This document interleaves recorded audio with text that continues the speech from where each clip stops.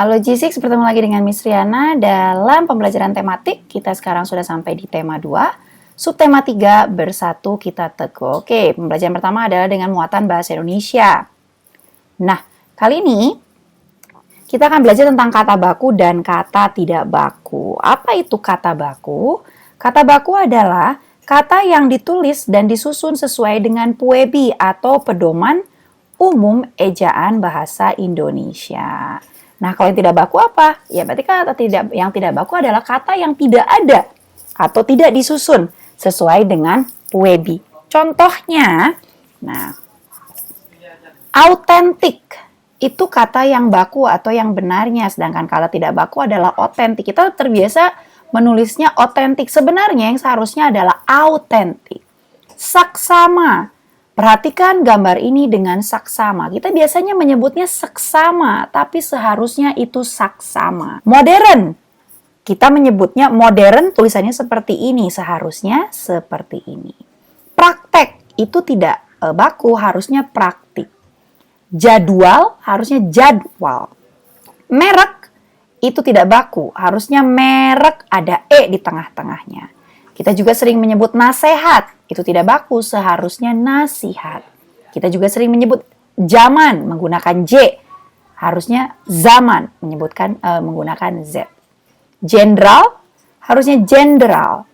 Hisap, itu tidak baku, harusnya isap. Ini hanya beberapa contoh saja, tentunya lebih banyak lagi kata-kata yang biasa kita sebutkan, namun sebenarnya itu tidak baku. Terus bagaimana dong, Miss? Apakah kita salah?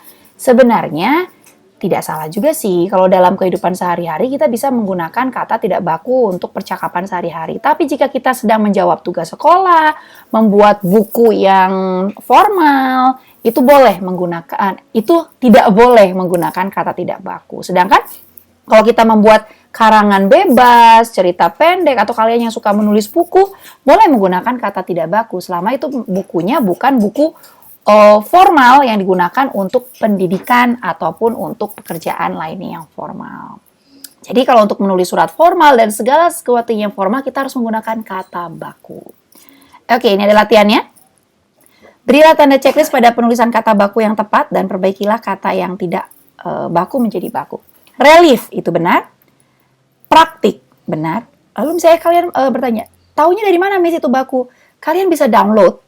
Kalian bisa mengunduh dari internet, ada namanya KBBI, Kamus Besar Bahasa Indonesia. Atau kalian bisa buka langsung masuk ke halaman atau laman websitenya, ke KBBI, kalian langsung ketik.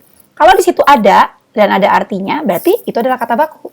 Biasanya di KBBI itu langsung diberitahu. Misalnya Miss ketik ini nih, praktek ya, Miss ketik praktek. Biasanya KBBI di handphone Miss Riana, dia akan menuliskan praktek adalah kata tidak baku dari praktik. Berarti kata bakunya adalah praktik. Kalian bisa download tuh.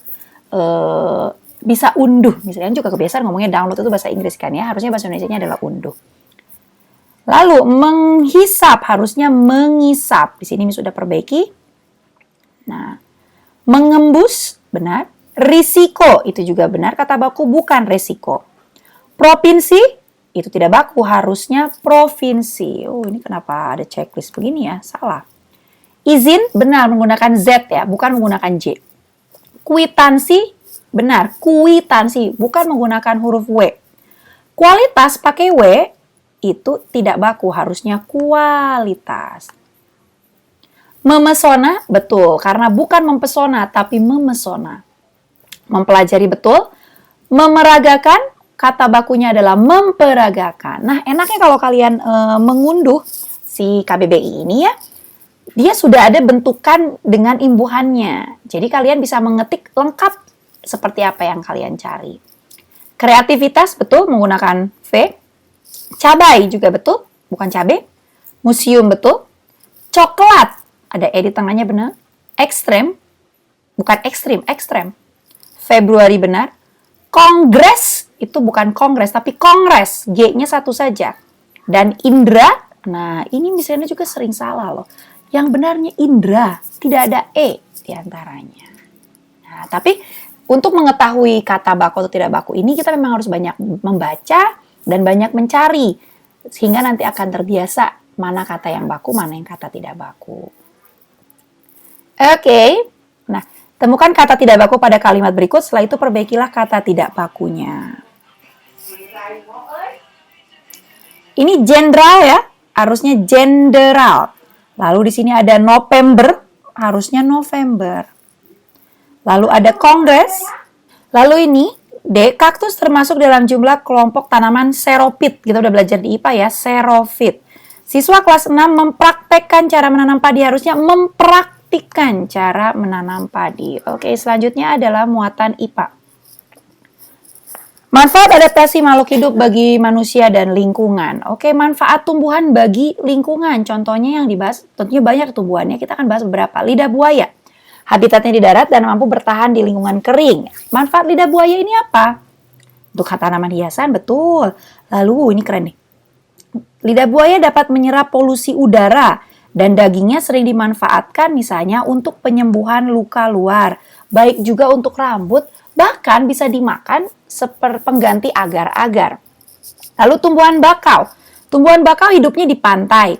Memiliki akar tunjang yang berfungsi menahan ombak. Nah, ini yang pernah kita bahas juga di IPA, berfungsi mencegah abrasi di pantai. Dan perairan di sekitar akar pohon bakau ini menjadi tempat hidup hewan laut, misalnya ikan dan udang. Sangat bermanfaat. Lalu sekarang ada manfaat hewan, cacing tanah. Cacing tanah ini menghasilkan kotoran yang dapat membuat tanah menjadi subur. Gerakan cacing tanah juga akan membuat tanah berpori. Tanah yang berpori akan mampu menyerap air dan nutrisi yang lebih banyak sehingga tanah menjadi subur atau istilah lainnya adalah gembur. Domba. Domba merupakan hewan yang memiliki ciri khusus berupa rambut tebal. Rambut ini berfungsi untuk menghangatkan tubuhnya saat suhu di lingkungannya rendah. Tapi kita bisa ambil manfaatnya sebagai kain wol. Selain itu, kotoran dombanya pun bisa digunakan, nih kotoran domba, untuk pupuk tanaman. Lalu kita akan tanya, berarti mereka kasihan dong, Miss, kalau digundulin?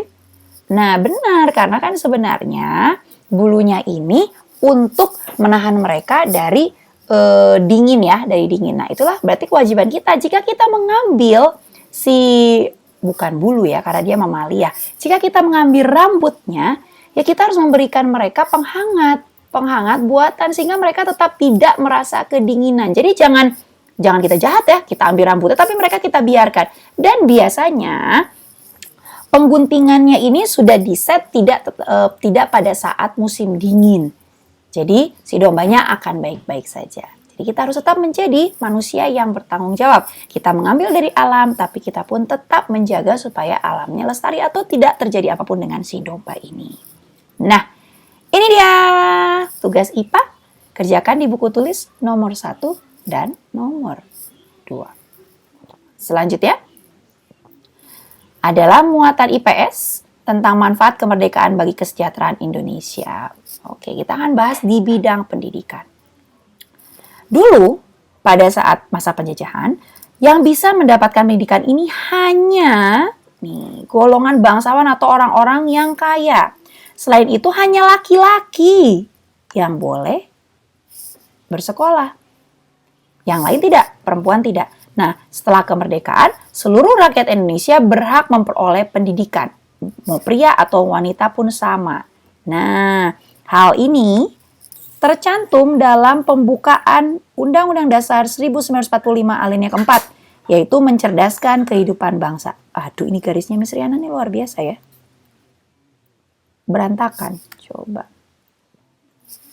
Nah, ada di pembukaan Undang-Undang Dasar 1945. Kemudian di bidang perekonomian.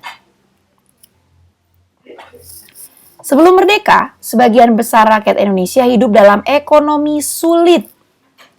Kebijakan para penjajah menyengsarakan lah ya. Bahkan beberapa seperti tanam paksa, kerja rodi atau romusya banyak menyebabkan kematian karena mereka tidak digaji, apalagi diberi makan saja kadang-kadang tidak ya. Jadi memang banyak yang meninggal. Nah, setelah merdeka, perekonomian Indonesia kan dikuasai oleh negara kita sendiri.